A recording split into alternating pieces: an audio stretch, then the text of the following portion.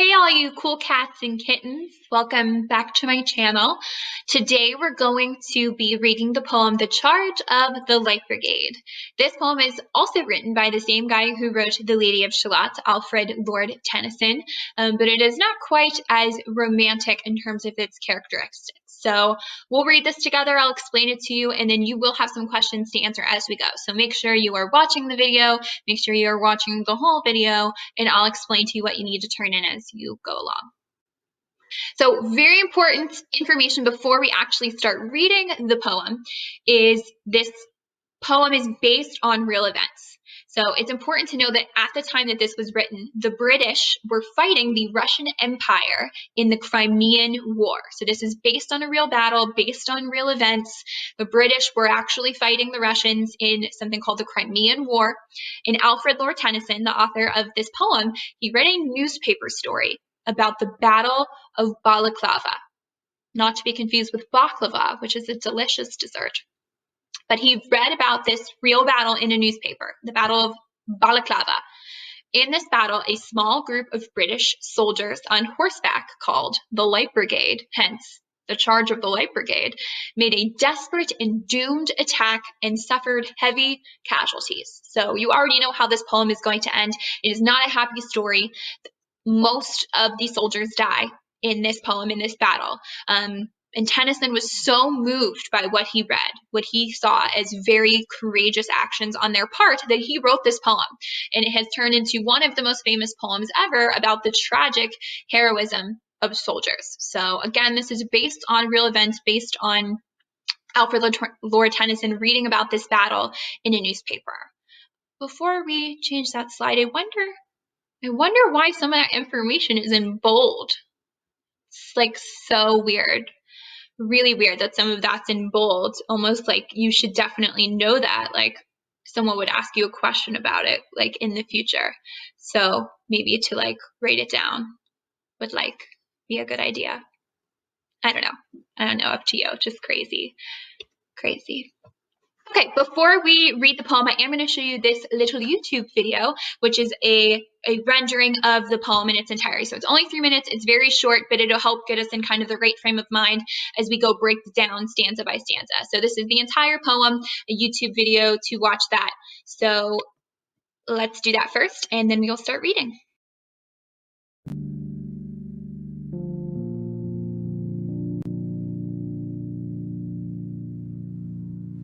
Half a league, half a league, half a league onward, all in the valley of death rode the 600. Forward the Light Brigade, charge for the guns, he said. Into the valley of death rode the 600.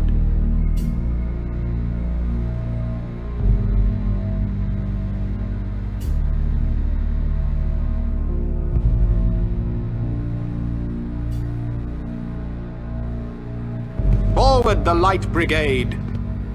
Was there a man dismayed? Not though the soldier knew someone had blundered. Theirs not to make reply, theirs not to reason why, theirs but to do and die.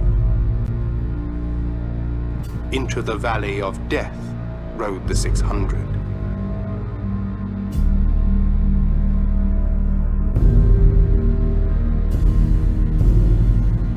Cannon to the right of them, cannon to the left of them, cannon in front of them volleyed and thundered.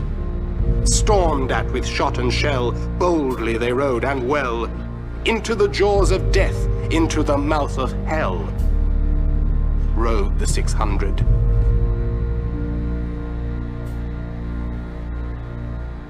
Flashed all their sabres bare, flashed as they turned in air, sabring the gunners there, charging an army while all the world wondered. Plunged in the battery smoke, right through the line they broke. Cossack and Russian reeled from the sabre stroke, shattered and sundered.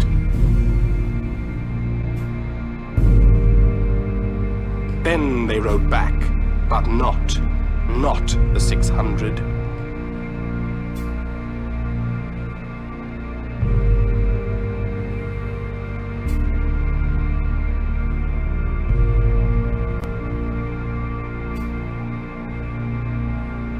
Cannon to the right of them, cannon to the left of them, cannon behind them volleyed and thundered. Stormed at with shot and shell, while horse and hero fell, they that had fought so well came through the jaws of death.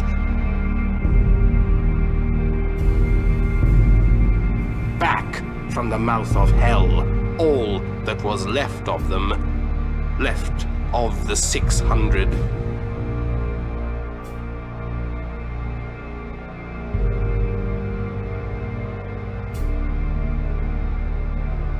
When can their glory fade? Oh, the wild charge they made. All the world wondered. Honor the charge they made. Honor the Light Brigade. Noble 600. Take this stanza by stanza. Let me move this up here. Okay. In this first part of the poem, here the first stanza, the first few lines, in charge of the Light Brigade.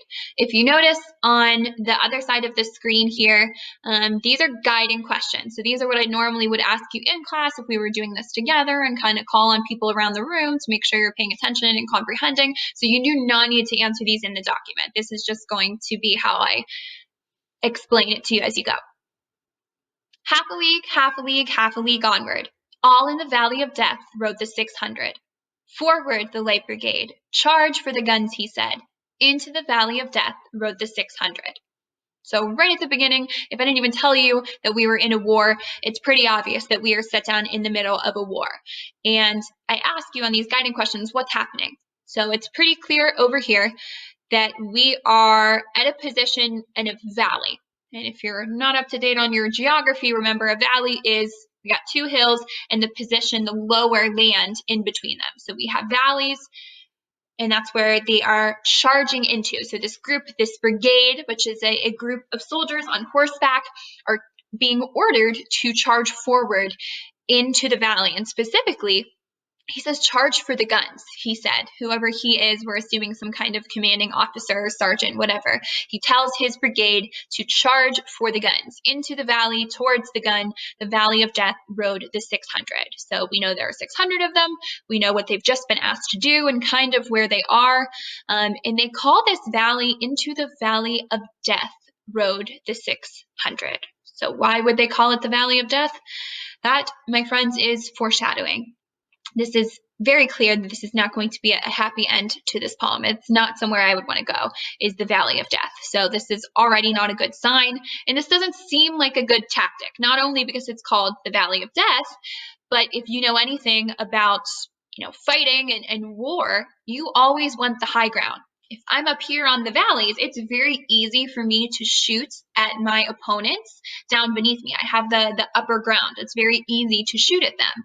Whereas if you're in the low ground shooting up, it is very difficult for you to get not only a good aim, but just to be able to hit them. So you always want the high ground. That's a strategic move.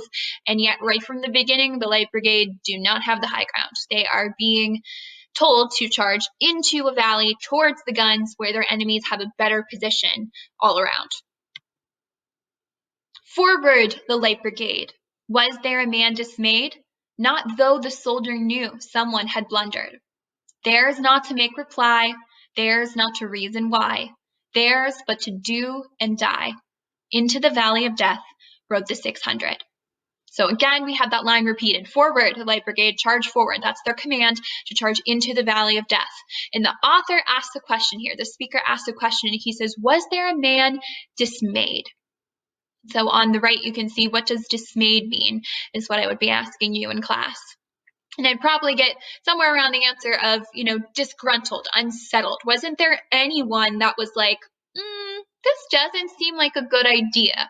So the author asked that question. Was there anyone that was questioning this, that was confused, unsettled, disgruntled with this command that they're being given to charge into the valley towards the guns? So wasn't there anyone? Not though a soldier knew someone had blundered. What does blundered mean? To make a mistake. Plundered means to make a mistake. So wasn't there a single soldier that knew this was a mistake? And there was. Guaranteed you there's at least a few soldiers in that 600 of them who are saying, this does not seem like a good military tactic. This doesn't seem like a good idea. But even though they might know it's a mistake or it's not the smartest move, they do it anyway. Tennyson says these 3 lines here. Theirs not to make reply, theirs not to reason why, theirs but to do and die. In those 3 lines, he defines the role of a soldier. What does a soldier do? They don't make reply. We're not asking for your feedback here as a soldier. So when your commanding officer tells you to do something, it's not an open forum for discussion for you to volunteer your opinion. So it's not their job to make reply to what the sergeant is saying. There's not to reason why. You don't have to know why they're doing something. In fact, most of the time you probably don't. You're not given all the information from behind the scenes of the commanding officers, what they came up with here. So it's not your job to reply back.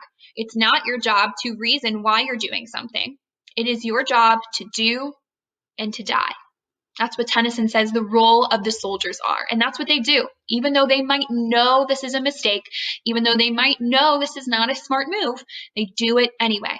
Because that's their role as a soldier, is to follow what their commanding officer is telling them to do. And so into the valley of death rode the 600. Cannon to the right of them, cannon to the left of them, cannon in front of them, volleyed and thundered. Stormed at with shot and shell, boldly they rode and well, into the jaws of death, into the mouth of hell, rode the 600.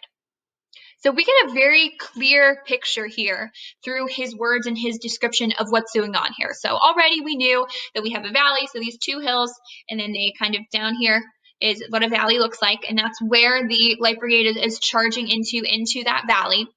And they are surrounded by the enemy. There's a cannon to the right of them, a cannon to the left of them, a cannon in front of them. They're going right towards it, volleyed and thundered. So as they're riding into that valley, they are constantly being shot at with cannons, with gunfire. You know, the whole entire Russian army is completely surrounding them, and they are just marching, riding right into it. So boldly they rode and well into, he calls it, the jaws of death. The mouth of hell rode the 600. So he uses this language to paint a very vivid description and picture here of what this would look like. And nobody tell Miss Momich that I'm a better artist than her, but I did create this on paint for you. You're welcome. A kind of scenic depiction of what this looks at. So that is clearly a horse, in case you couldn't tell, and that's the Light Brigade. They're on their horses. There's obviously more than one of them, but there's 600, but I couldn't draw 600 horses and people. So imagine there's 600 down here in the valley, and then they are marching into the valley. So as they said in the poem, there's cannons to the right of them, cannons to the left of them, cannons in front of them, volleyed and thundered. So again, this is not to scale, and there are also way more soldiers on both sides, but you get the general depiction here, that this is not a smart military move. Their enemy has the high ground. The enemy can stand still and shoot at them as they are riding towards them, and that they are really in a perilous position here. He keeps calling it, using these phrases in these language, the valley of death, the jaws of hell, that this is not going to be a happy ending here. Pretty good, huh? Thank you. Flashed all their sabers bare, flashed as they turned in air, sabering the gunners there, charging an army while all the world wondered. Plunged in the battery smoke, right through the line they broke. Cossack and Russian reeled from the saber stroke, shattered and sundered. Then they rode back, but not the 600. So we do finally have a meeting of these 2 groups of soldiers. They come together. So the Light Brigade rides on their horses until they get up to the line where the Russians are shooting at them with their cannons and with their guns. And not only are they in an inferior position, being in the low ground in the valley, they also seem to have inferior weapons. They have swords, and the Russians have guns and are shooting at them. You do not want to bring a knife to a gunfight. You're going to lose. So this is on many levels, a doomed expedition from the start. So they ride into the valley, into the jaws of death, the mouth of hell. They get up to the enemy lines, and they get a few of them. It says right here that it's clear that they're able to break through the line. They're able to, kill some Russians in their attempt to actually put up a good fight here. But then at the end of this stanza, what does the army do? They rode back. They retreat. Okay, it is very clear this is not going well. They turn around and they retreat. So they retreat back, but they return not the 600. Why are they not the 600? So many of them have died just in their entrance into the valley. It was a doomed expedition from the start. They already have lost many of their men. So they are no longer the 600 as they retreat on the way back out. Well, what's happening to them on the retreat? Cannon to the right of them, cannon to the left of them, cannon behind them, volleyed and thundered, stormed at with shot and shell, while horse and hero fell. They that had fought so well came through the jaws of death, back from the mouth of hell, all that was left of them, left of 600. So what is happening on the retreat? They're continuing to get shot at. It's not like the Russians are like, okay, let them go. See you guys, good effort here. They continue to just annihilate them on the way out of the valley as well. So they still have the cannons to the left and to the right of them. They have the cannon now behind them as they're retreating, and they are still getting shot at as they go. So horse and hero are still falling. They're coming out through the jaws of death, out from the mouth of hell. But they use that phrase, all that is left of 600. So it is very clear that their numbers have dwindled significantly by the end of their retreat. And lastly, we end with this stanza. When can their glory fade? Oh, the wild charge they made. All the world wondered. Honor the charge they made. Honor the Light Brigade. Noble 600. So the battle is over in the sense of the speaker depicting the battle to us. These are his words. So he's making a commentary here in this final stanza. He says, when can their glory fade? Oh, the wild charge they made. What do you think we mean by wild? I know that has a certain connotation if I said, oh, that girl's wild, or you're acting wild. But here he's really saying that it was kind of crazy. It was a dumb decision, whoever made it. It was a crazy decision that they made to charge into that valley. But he says that, no, we shouldn't look at them and say, what idiots, why would you do that? We should honor them. He says, honor the charge they made. Honor the Light Brigade. Noble 600. So in Tennyson's opinion, it does not matter that this was not a smart military tactic. It does not matter that someone should have spoken up and said, I don't think this is a good idea. In his opinion, they did what was courageous. So obviously, this is tying back to those scenarios I asked you at the beginning of this presentation. And that specifically that last question, is it brave or is it stupid to blindly follow orders, even if they're maybe not good ones? And in Tennyson's opinion, he says that it is brave. They were brave to do this. They died for their country. They did what their commanding officer told them to do. And even though it was a failed attempt, many of them died. It was a noble and courageous thing to do. And so I usually verbally ask you this in class, do you agree? Do you think that they were noble or brave, or were they foolish? So you don't need to write that down. And in fact, the questions that you do need to answer are on this final slide here. On that document, answer these 5 questions here. So number 1 asks you, what words or phrases in the poem indicate that the soldiers are marching towards their death? So there were a couple of phrases that I mentioned that right from the beginning, even if we weren't sure what was happening in the battle, that this was going to be a deadly battle. This was not a good place to be. So there are a couple, I would say at least 3 that you could say, phrases that make it clear the soldiers are marching towards their deaths. Number 2 asks, what is the meaning of the lines? Lines 13 through 15. And I did explain this one in detail. So you can kind of go back if you forget what I was saying here, but why does he say these 3 lines? Theirs not to make reply, theirs not to reason why, theirs but to do and die. So what does he mean by that? Number 3 asks, what words or lines lead you to decide whether the British were victorious or defeated? So different from number 1, this one is saying by the middle to the end of the poem, how is it clear that they are winning or losing? And remember, the British are the Light Brigade. They're the ones on horseback riding into the Valley of Death. So how do we know that they either won or lost? Number 4, what is the meaning of stanza 6? So that is that final stanza. What is the overall meaning or message that Tennyson is hoping to convey in that final stanza, and basically his message of the whole poem then? And then number 5, I said, hold on a second, when we were reading that last stanza, because I said you'll answer it here. Do you think that the brigade deserves that noble recognition? So were they courageous or were they foolish in blindly following these orders? So that one is your opinion. Just want you to give me a reason. That's all that I ask. So you'll have those 2 questions from the beginning, the 5 scenarios, and then these 5 questions here at the end. Turn in that Google Doc. Any notes that you took as we were explaining this, you can use on your quiz. And that is all. Okay, I miss you. I love you. Make good choices. That's it. Okay, bye.